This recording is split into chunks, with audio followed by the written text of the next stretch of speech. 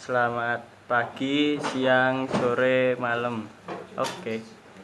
Perkenalkan, nama saya Lumintang Gian Dumara dari kelas 12 IPA 5, nomor absen 16, SMA Negeri 15 Semarang.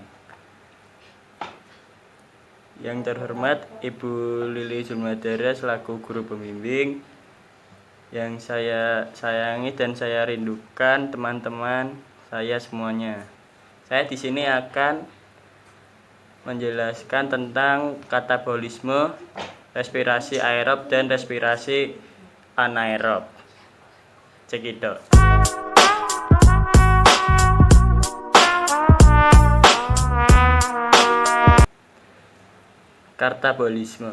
Katabolisme adalah pembentukan molekul-molekul kompleks dari molekul sederhana. Contohnya fotosintesis. Fungsi reaksi ini adalah untuk menyediakan energi dan komponen yang dibutuhkan oleh reaksi anabolisme. Katabolisme merupakan suatu proses yang berbalik dengan proses anabolisme, yaitu suatu proses pembongkaran di mana energi yang tersimpan digunakan untuk menyelenggarakan proses-proses kehidupan. Katabolisme mempunyai dua macam respirasi sel, yaitu respirasi aerob dan respirasi anaerob. Respirasi aerob merupakan respirasi yang menggunakan oksigen bebas untuk mendapatkan energi. Persamaan reaksi proses respirasi aerob secara sederhana dapat ditulis sebagai C6H12O6 plus 6O2 menjadi 6H2O plus 6CO2 plus 675 kalori. Respirasi aerob terjadi dalam 4 tahap, yaitu glikolisis, dekarboksilasi, oksidatif asam pirufat, siklus Krebs, dan transport elektron. Glikolisis adalah proses pengubahan molekul glukosa yang terjadi dari 6 atom C menjadi asam pirufat yang terdiri dari 3 atom C. Dengan menghasilkan NADH dan ATP, respirasi glikolisis berlangsung di dalam sitoplasma yang berada di luar mitokondria. Pada proses glikolisis, setiap satu molekul glukosa diubah menjadi 2 molekul asam pirufat, 2 NADH, dan 2 ATP. Reaksi glikolisis terdiri atas 10 tahap reaksi dan dapat digolongkan menjadi 2 tahap, yaitu tahap penggunaan energi dan tahap pelepasan energi. Sebagaimana gambar berikut.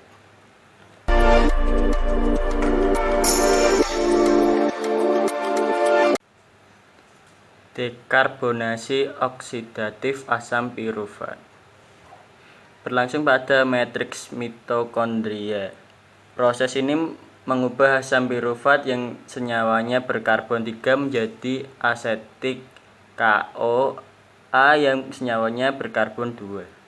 Proses ini akan menghasilkan satu molekul NADH untuk setiap pengubahan molekul asam pirufat menjadi asetil KOA. Reaksinya yaitu sebagai gambar berikut.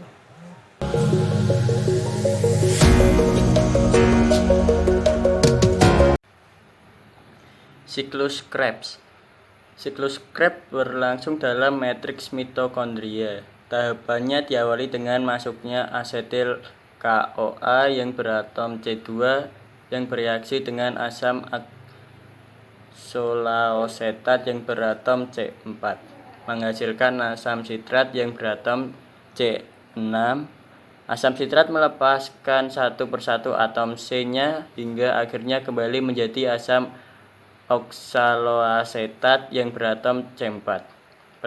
Peristiwa ini diikuti dengan reduksi, yaitu pelepasan elektron dan ion hidrogen oleh NAD+ dan FAD+, menghasilkan 2 molekul NADH2, 2 molekul FADH2, dan 2 molekul ATP. Dari semua rangkaian siklus Krebs dihasilkan 4 molekul, yaitu CO2, 6 molekul NADH2, 2 molekul FADH2, dan 2 molekul ATP. Siklus Krebs memiliki peta konsep sebagai berikut prosesnya.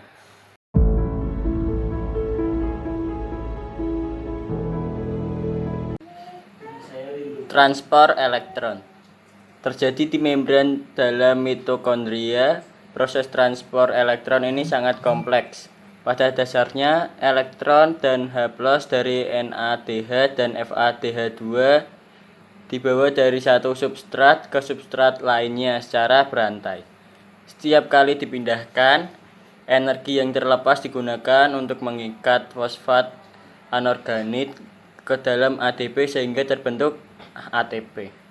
Pada bagian akhir terdapat oksigen pada penerima sehingga terbentuklah H2O.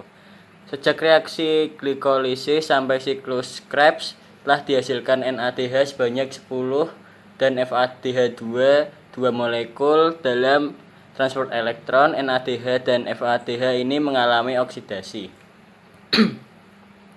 Setiap oksidasi NADH menghasilkan kira-kira 3 ATP dan kira-kira 2 ATP untuk setiap oksidasi FADH2. Jadi sistem transport elektron menghasilkan 34 ATP. Berikut skema transport elektron.